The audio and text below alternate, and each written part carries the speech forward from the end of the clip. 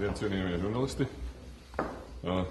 Laika premjeram ir maz, tāpēc mēs atbildēsim uz jūsu jautājumiem. Šodien mēs pārunājam manas vizītes rezultātus Armēnijā un Gruzijā. Premjeras savukārt ziņoja par sarunām ar Valodas fondu.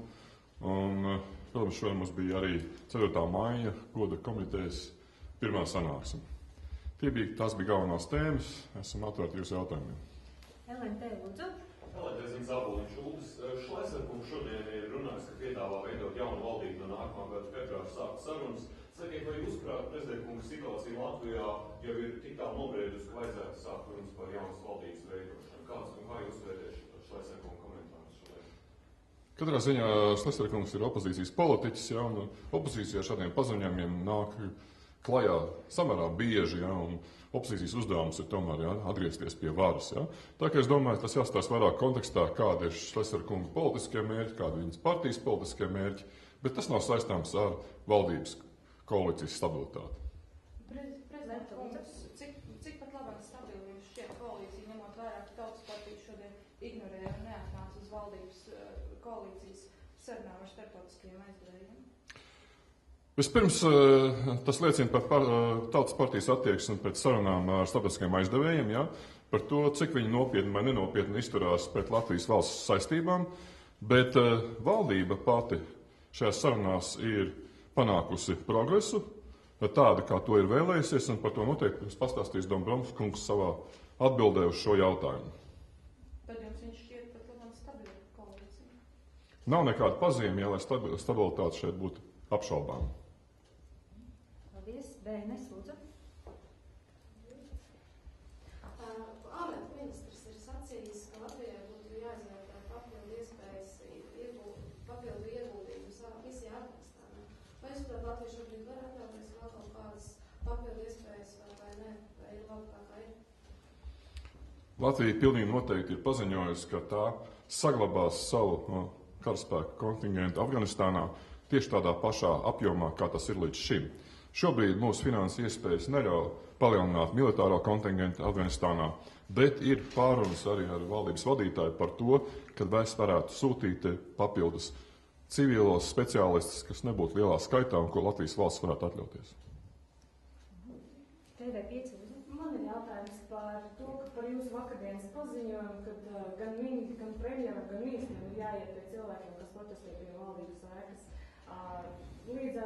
Līdz par šodienai neviens no ministriem, veselības ministri pie protestētājiem nav bijis.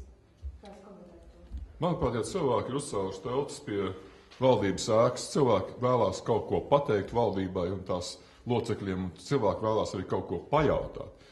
Un viņi var saņemt šīs atbildes tikai tad, kad ministri vai valdības dalībnieki pie viņiem ierodās un atbild uz šiem jautājumiem. Tas ir vistiešākās komunikācijas ceļš, un parasti tas ir visefektīvākais, un nav jārunā par to, ko tad viņi tur īsti grib, un ko tad mēs īsti varam, bet ir dialogs no paša sākuma, un varbūt tās telts pēc dažām dienām tad ir tik nojauktas. Vai prezidentkungs jūs pats arī negribat aiziet pie šiem cilvēkiem?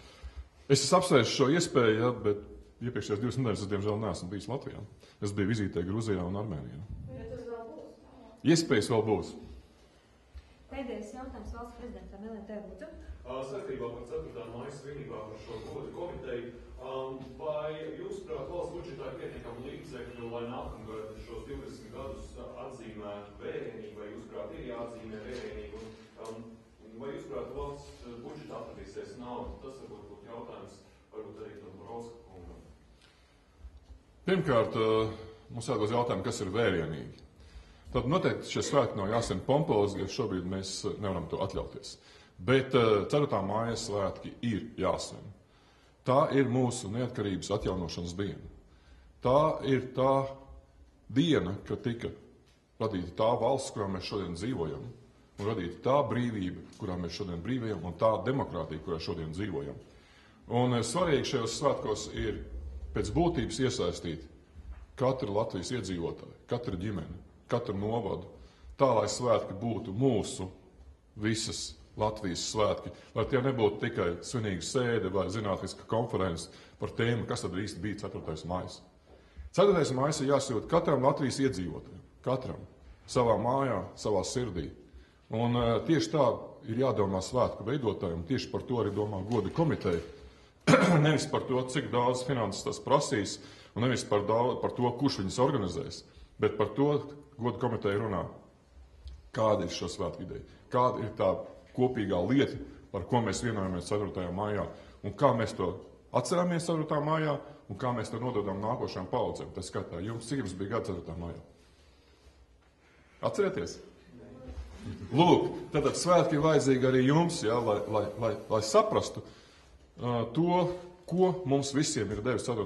maijs, un lai mēs šobrīd novērtējam to, ko mums devis 4. maijs. Jo tie, kas to 4. maiju izveidoja, radīja šos priekšnoteikumus, lai Latvija būtu brīva valsts, tie jau to saprot. Jāsaprot ir visiem pārējiem.